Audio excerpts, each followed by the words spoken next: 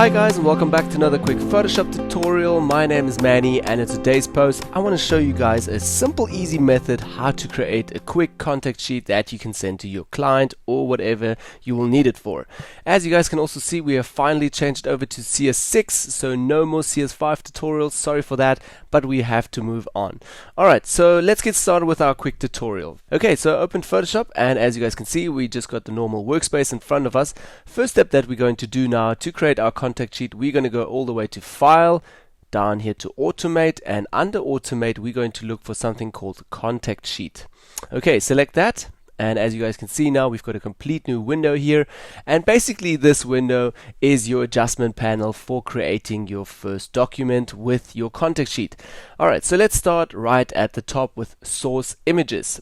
You have two options in here, either use the file or the folder completely. So if you have a lot of pics in a folder somewhere saved as a JPEG or even as a RAW, you can select those, or if you want to, you can just directly select the files.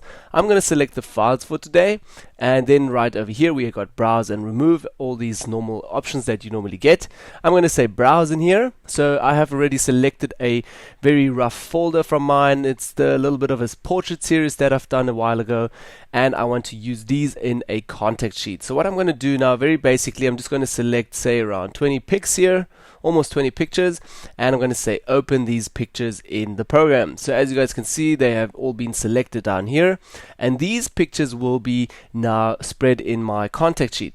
Okay, so we're going to go over to the next step down here, document. You can choose between different units, either centimeters, inches, or pixels. I'm going to work with the A4 size today, so I'm going to select centimeters, and this is around the A4 size, 20.32 width and height 25.4. Then also resolution size, I want to have a 300 pixels resolution because I'm not going to send it away, so this is alright, this is just for me. If you want to send it away to a client and it has to go quick via email, I would set it to 72 dpi, which will just make your life a little bit easier. Then also mode, I'm going to select RGB color, depth 16-bit, and color profile sRGB. Now you have another option over here called flatten all layers. If you would like to have all layers flattened, you have to select or tick off this box. If you don't like that and wish to have all layers still in their normal mode, you are just going to untick this box, and then all layers will still be in a normal way, and you are able to arrange those then. Okay, so I'm going to select this now because I want to flatten all layers. And yes, let's go on. Thumbnails, those are actually the thumbnails that are on your contact sheet. So here's an option how to place these thumbnails. Either you have the place, go down first or across first. So I'm going to choose down first, and also down here, columns 5, 6, rows, I want to have that, that's all fine. And then if you want to here, use auto spacing, which really helps. I'm not going to fiddle around with this. If you wish to have it manually, you can just tick this box here, and then you can also adjust your own settings down here. Then I do have all my portraits now in a very vertical way. If you do have horizontal and landscape shots, you would like to also tick this box here at the bottom, rotate for best fit, so that all your images just fit nicely. And then our last option that we still have here is use file name as caption. Sometimes it's very handy to send also some file names, especially if you've got numbers and a certain amount of pictures and your client needs to decide which pictures look the best. Then you would obviously tick this box and say, okay, I want to have the font or the name under that file, and you can also choose some font styles here and the size and regular or bold, whatever you would like to have.